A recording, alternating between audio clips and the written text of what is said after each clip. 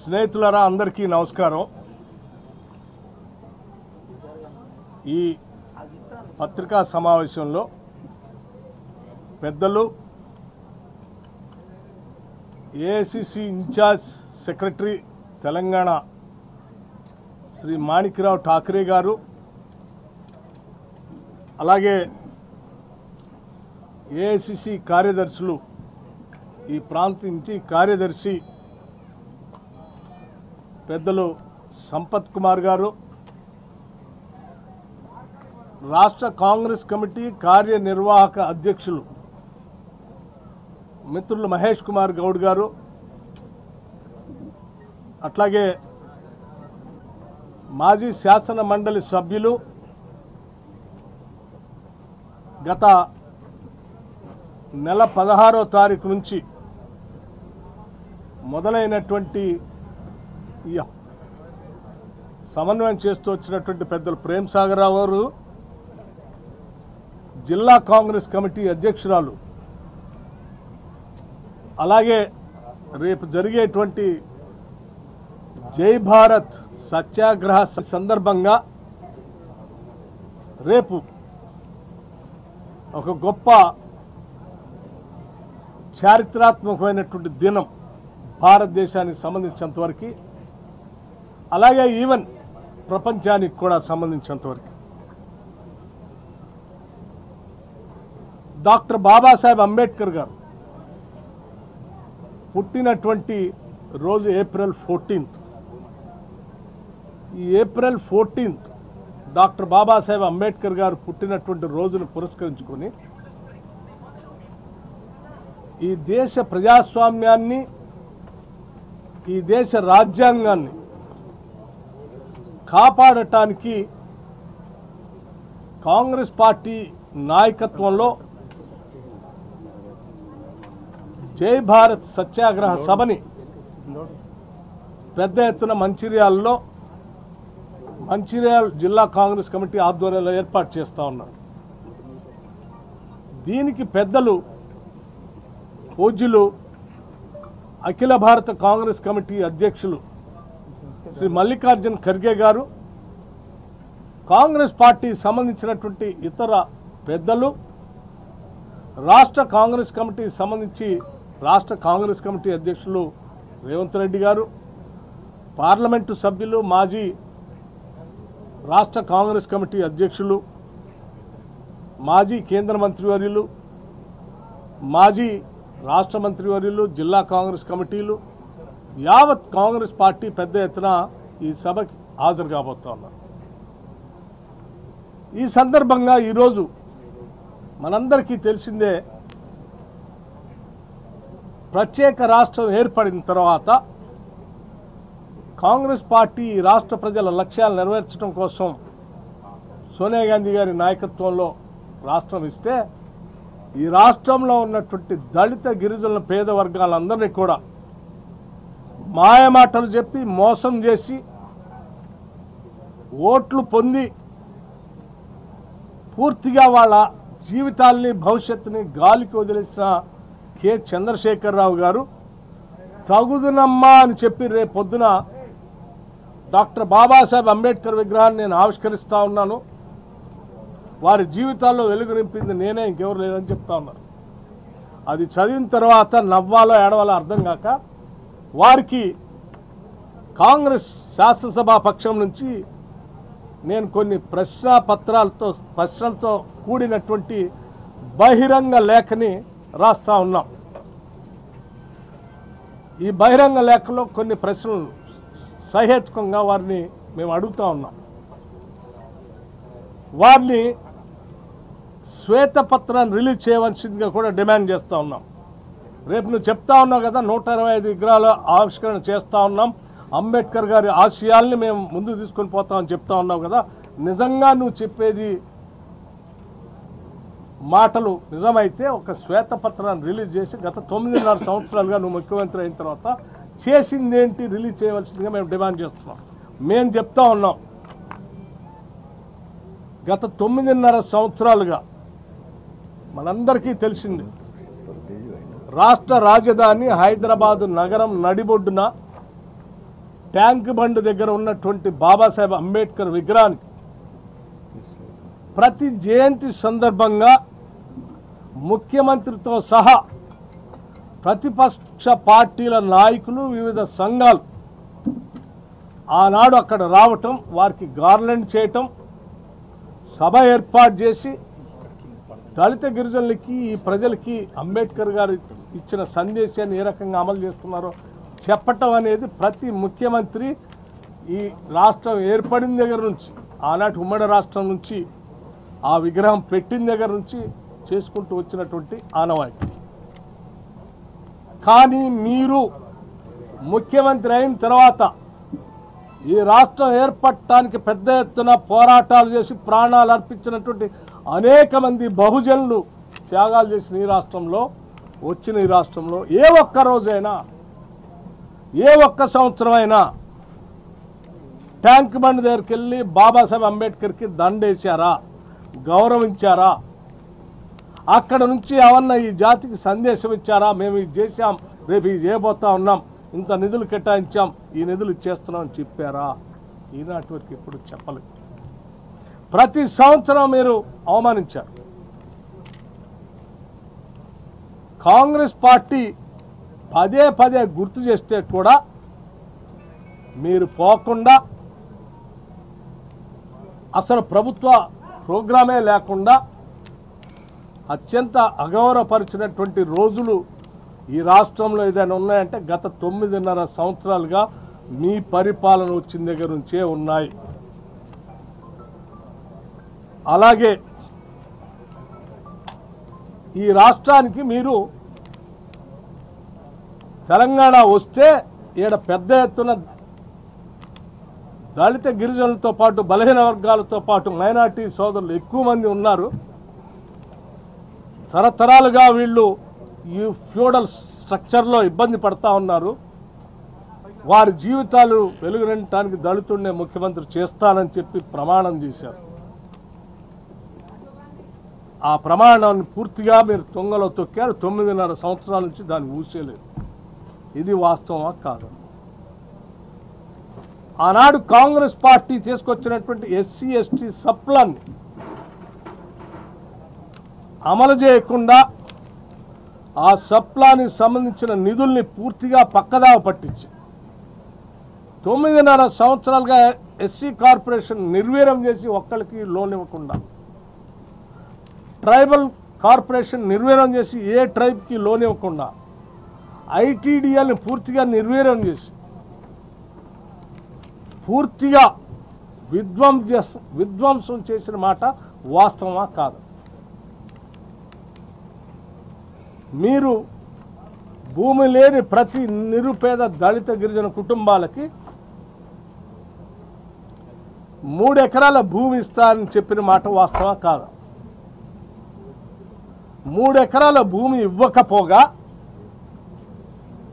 ఆనాడు కాంగ్రెస్ ప్రభుత్వ హయాంలో భూములు పంపిణీ చేయటం కోసం భూమి లేని నిరుపేద ప్రజలకి పెట్టినటువంటి అసైన్మెంట్ కమిటీస్ని ఆయా నియోజకవర్గాల్లో ఉన్నదాన్ని అసలు పూర్తిగా రద్దు చేసిన మాట వాస్తవం కాదా?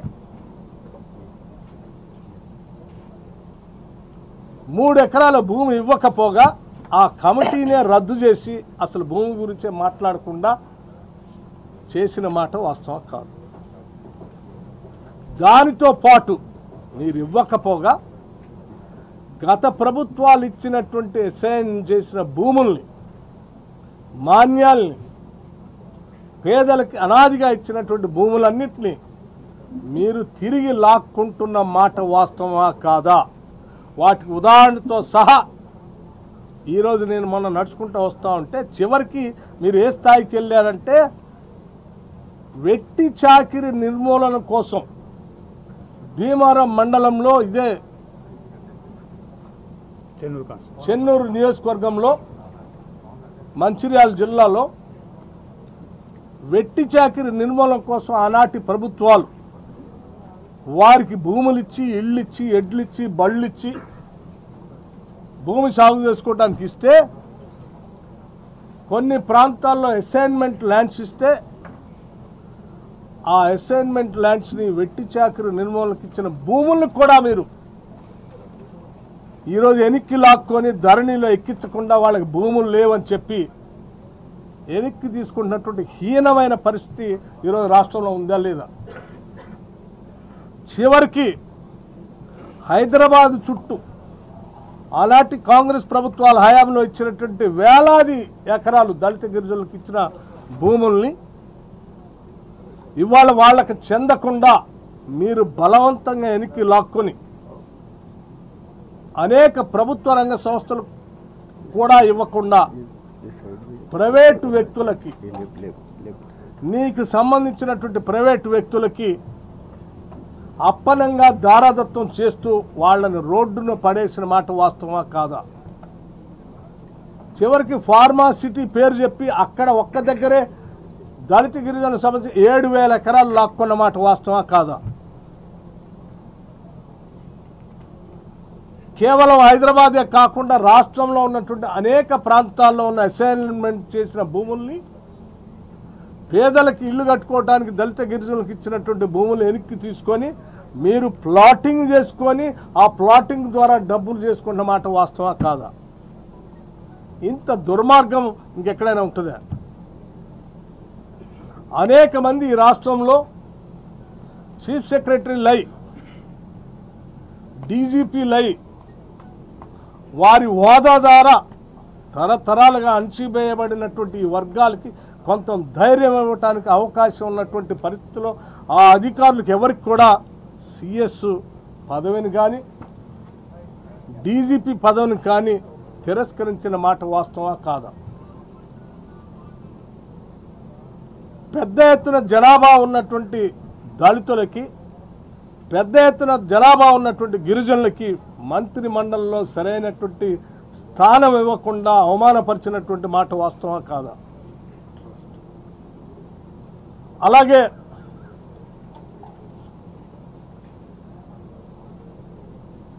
ప్రభుత్వ రంగ సంస్థలైనటువంటి సింగరేణి కాలనీస్ని ఈ ఉద్యోగాలు ఇలాగే కొనసాగితే, మైన్స్ ఇలాగే కొనసాగితే రూల్ ఆఫ్ రిజర్వేషన్ ద్వారా వాళ్ళకి ఉద్యోగాలు ఉంటాయి. ఆ ఉద్యోగాలు తొలగించడానికి నేరుగా చేస్తే ప్రజలు తిరుగుబాటు చేస్తారనేటువంటి ఆలోచనతో వెనక నుంచి కుట్ర చేసి ఈ ప్రభుత్వ రంగ సంస్థ అయిన సింగరేణిని ప్రైవేటు వ్యక్తులు దారాదత్తం చేసి దాంట్లో ఉద్యోగాలు లేకుండా చేసి రూల్ ఆఫ్ రిజర్వేషన్ లేకుండా చేసి ఎస్సీ ఎస్టీలకు ఉద్యోగాలు లేకుండా చేసిన మాట వాస్తవా కాదా? బ్యాక్లాగ్ని, ఖాళీలని ఇంతవరకు నియమించకుండా, రిక్రూట్మెంట్ చేయకుండా చేసిన మాట వాస్తవా కాదా? అలాగే మీరు ప్రతి సందర్భంలో రియల్ ఎస్టేట్ కంపెనీలకి, పెద్ద పెద్ద బడా కంపెనీలకి, ఫార్మా కంపెనీలకి, లేకపోతే ఇంకా మీకు కావాల్సినటువంటి క్రోనీ ఇండస్ట్రియలిస్టులకి, క్యాపిటలిస్టులకి అత్యంత కోట్లాది విలువైనటువంటి భూముల్ని కేటాయించేటువంటి పరిస్థితుల్లో ఏ ఒక్కరోజైనా ఈ రాష్ట్రంలో ఉన్నటువంటి దళిత గిరిజనులకి భూములు ఆయా ప్రాంతాల్లో కేటాయిద్దామనే ఆలోచన ఒకసారి చేశారా? సాఫ్ట్వేర్ ఇండస్ట్రీకి సంబంధించి కానీ, ఇండస్ట్రియల్ ఇన్ఫ్రాస్ట్రక్చర్ కార్పొరేషన్ ద్వారా కానీ గత 9.5 సంవత్సరాలుగా మీరు కేటాయించినటువంటి భూముల్లో జనాభా దామాషా ప్రకారం 22% భూముల్ని ఏ ఒక్క దగ్గరైనా మీరు కేటాయించారా? లేదే. ఇన్ని రకాలుగా దళిత గిరిజనులు మోసం చేస్తూ తగుదనమ్మా అని చెప్పి ఈరోజు డాక్టర్ బాబాసాహెబ్ అంబేద్కర్ విగ్రహాన్ని నేనే ప్రారంభోత్సవం చేస్తూ ఉన్నాను.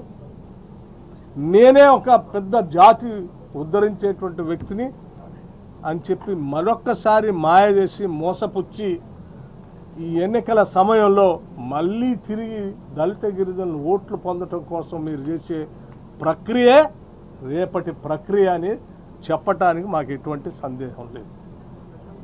ఇది చాలా దురదృష్టకరం.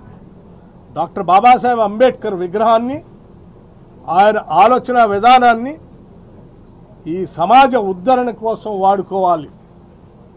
ఈ సమాజాన్ని ముందుకు తీసుకొని పోవటం కోసం పాలకులుగా ఉన్నటువంటి వాళ్ళు విశాల హృదయంతో ఆలోచన చేసి ముందుకు తీసుకొని పోవాలి తప్ప కేవలం ఓట్లు పొందటం కోసం మాత్రమే ఒక దుర్మార్గమైన కుట్రపూరితమైన కార్యక్రమాన్ని చేపట్టి ఈరోజు మీరు చేస్తున్నటువంటి కార్యక్రమం మా అందరికీ తెలిసిందే.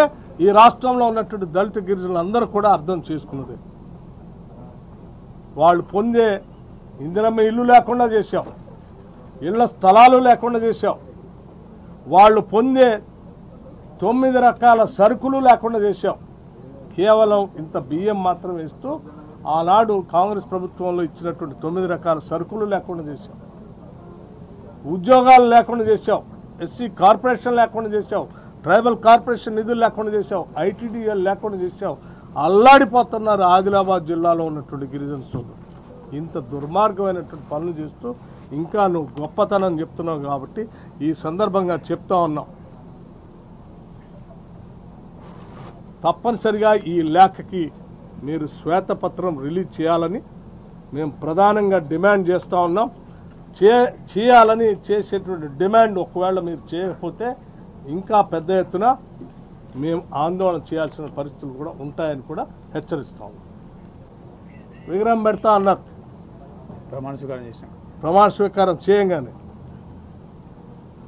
ఇన్ని సంవత్సరాలు చేయలే. జనంలో ఇప్పుడు పూర్తిగా తిరుగుబాటు వచ్చేస్తా ఉంది, అర్థమైపోయింది.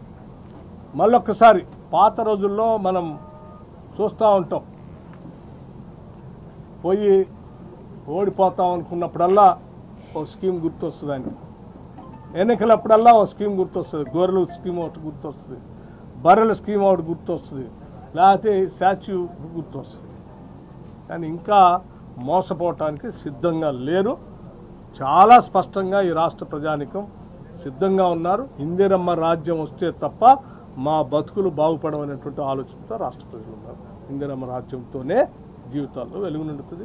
బాబాసాహెబ్ అంబేద్కర్ ఆలోచనల్ని ఆనాడు ఇందిరాగాంధీ గారి డైరెక్షన్తోనే ఎస్సీ ఎస్టీ సప్లాన్ని ఈ దేశంలో రాష్ట్రంలో మొదలుపెట్టింది. దాన్ని చట్టబద్ధంగా కూడా చేశాము. Thank you. ఇంకో మాట కూడా చెప్తాం. సరే, దళిత బంధు సంబంధించి 2022-23 ఈ మార్చితో అయిపోయింది కదా, సో ఇప్పుడు ఈ నెల నుంచి మళ్ళీ 23-24 స్టార్ట్ అయింది. 2022-23 సంబంధించి బడ్జెట్లో 17,500 కోట్లు కేటాయించారు దళిత బంధు.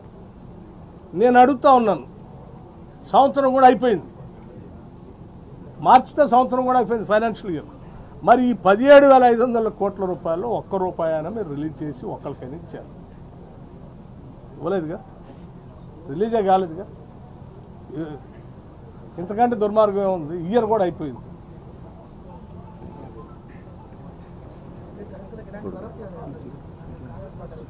కాంగ్రెస్ పార్టీ మనందరికీ తెలిసింది, దళిత గిరిజనులే ఈ రాష్ట్రంలో అత్యంత పేదవాళ్ళు, భూమి లేనటువంటి వాళ్ళు. భూ సంస్థలు తీసుకొచ్చి భూ పంపిణీ చేసింది. ఇది చరిత్ర, ఇది వాస్తవం.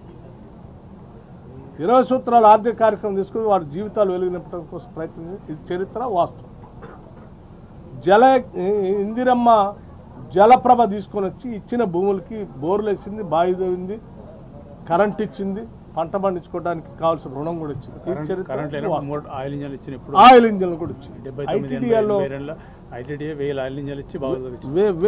ఐటీడీఎల్లో నాట్ ఓన్లీ ఆయిల్ ఇంజిన్స్, బండ్లు ఇచ్చారు, ఎడ్లు కూడా ఇచ్చారు ఆ రోజు. ఇది చరిత్ర, వాస్తవం. సో ఈ దేశంలో ముఖ్యంగా మన రాష్ట్రంలో ఎక్కడ దళితుల్లో జీవితాల్లో మార్పు వచ్చినా ప్రతి సందర్భంలో కూడా కాంగ్రెస్ పార్టీ తీసుకొచ్చిన అనేక స్కీమ్స్, చట్టాల ద్వారానే మార్పులు వచ్చినాయి.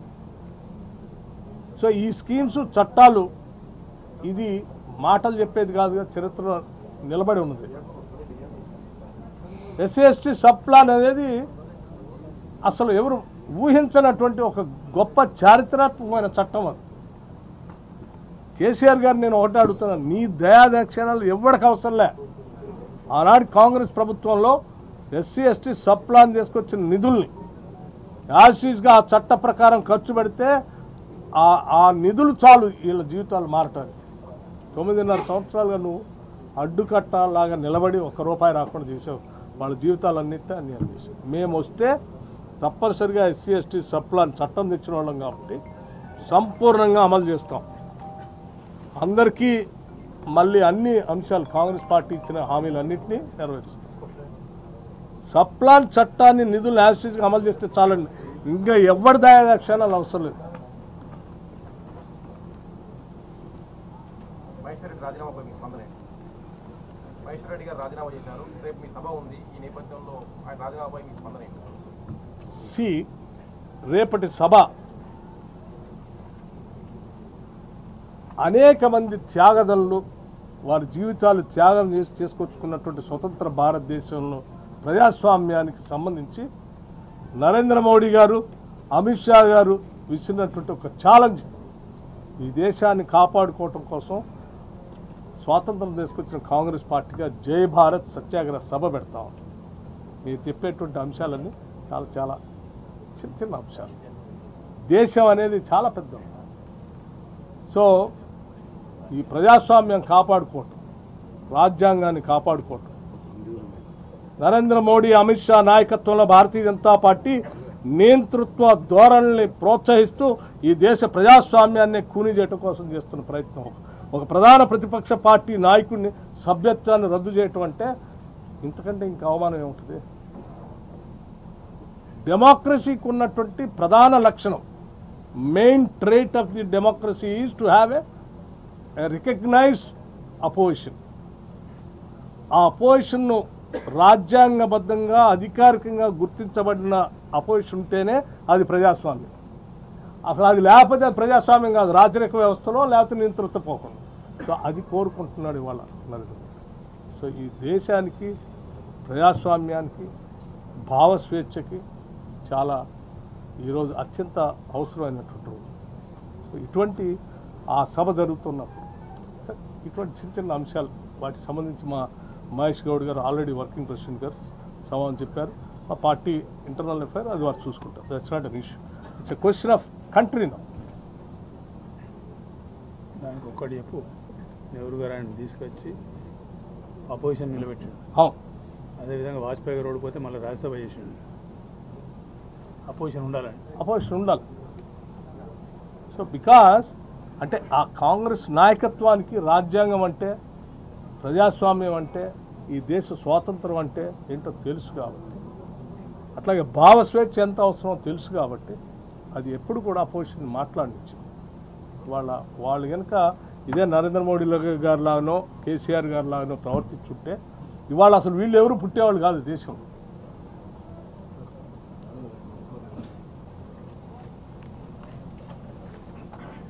मंचूरियल में जो कल सत्याग्रह सभा यहाँ पर आयोजित हो रही है, उसी के उपलक्ष्य में आप सभी जो मीडिया यहाँ पे हाजिर है, तो मैं आप सभी का सबसे पहले स्वागत करना चाहूँगा।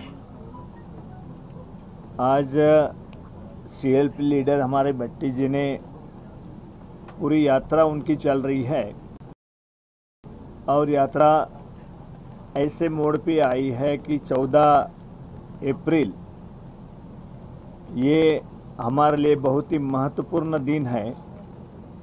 तो उसी दिन हमारा जो सत्याग्रह, जय भारत सत्याग्रह जो प्रोग्राम ऑल इंडिया में चल रहा है, वही प्रोग्राम को यहाँ जो सभा हो रही है उसमें हमारे सम्माननीय खारगे जी, ऑल इंडिया कांग्रेस कमेटी के अध्यक्ष, जो शुरुआत है कि पूरे देश में इस तरीके का सत्याग्रह जो जय भारत सत्याग्रह का आयोजन है, जो ऑल इंडिया कांग्रेस कमेटी ने वो आयोजन करने के लिए सभी कार्यकर्ता गांव-गांव जाकर, हर डिस्ट्रिक्ट में जाकर जो भी बातें जो संविधान के तहत जो हमें अधिकार मिले हैं, जो डॉक्टर बाबा साहब अम्बेडकर ने संविधान में जो हमको अधिकार दिया है, उसी को ही पूरी तरह समाप्त करने का जो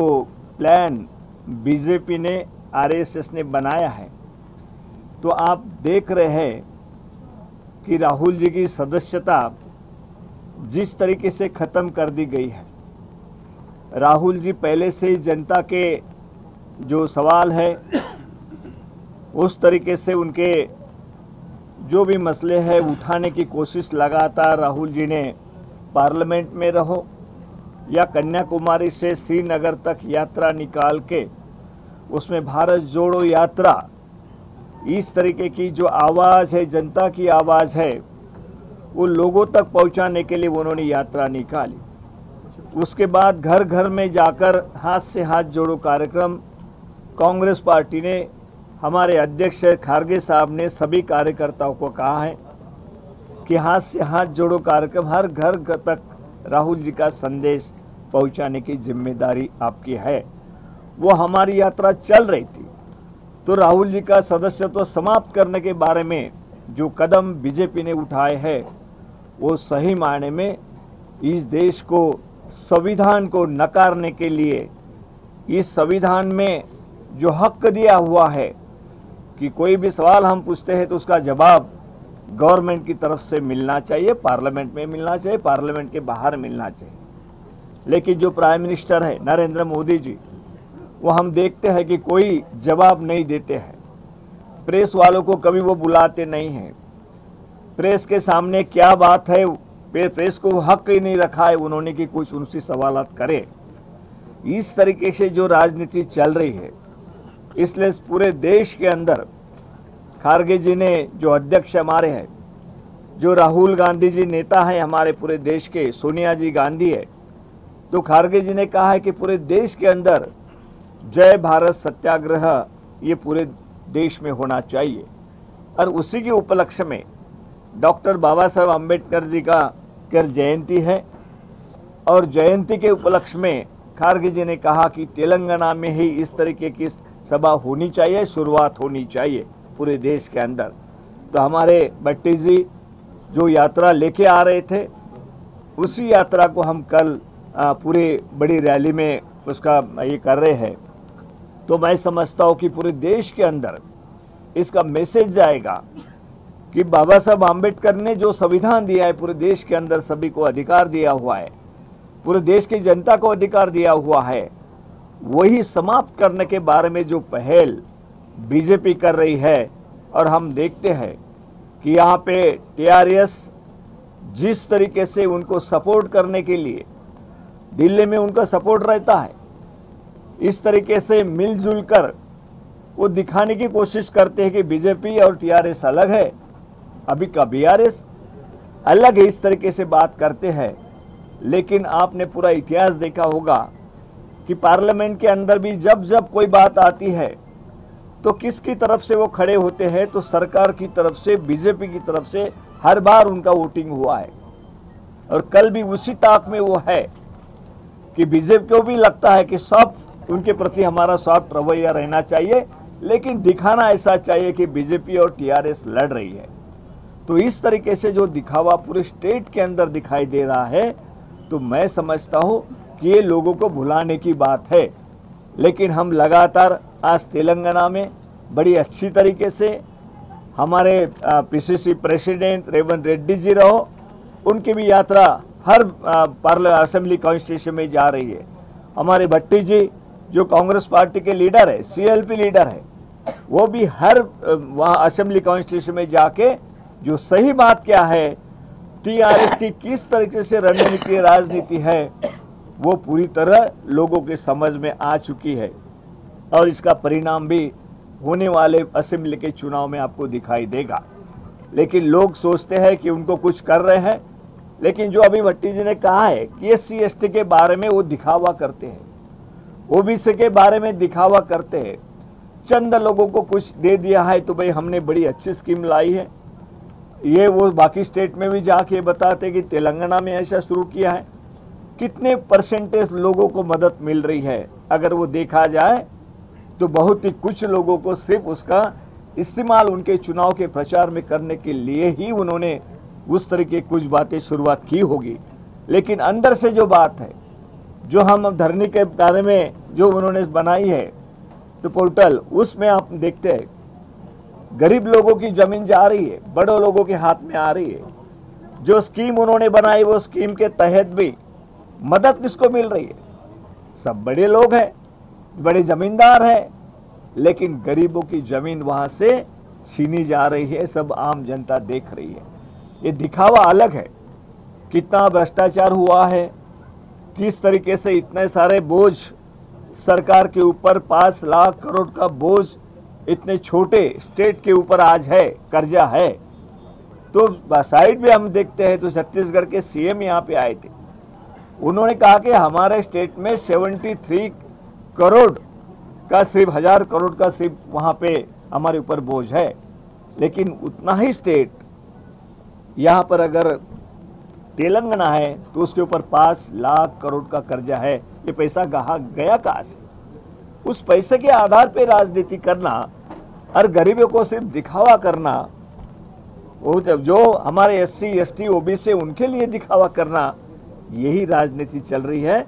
और कल बड़ी तादाद पे लोग यहाँ मंचूरियल में हमारे सभी नेता, यहाँ के सम्मानीय भट्टी जी है, प्रेम सागर राव जी हमारे जिला अध्यक्ष सुरेखा जी हैं, सभी ने बड़े मिलजुल कर इस प्रोग्राम को सक्सेस करेंगे कि यहाँ का मैसेज हमारे पूरे देश में जाने वाला है कि ये जो प्रोग्राम है सत्याग्रह सभा है, जय भारत सत्याग्रह जो कार्यक्रम पूरे देश में चलाया जाएगा, उसके ये शुरुआत है, उसकी सभा है। इस सभा के लिए सभी कार्यकर्ता, सभी जनता इस सम्मानित होगी, ऐसा मुझे पूरा यकीन है।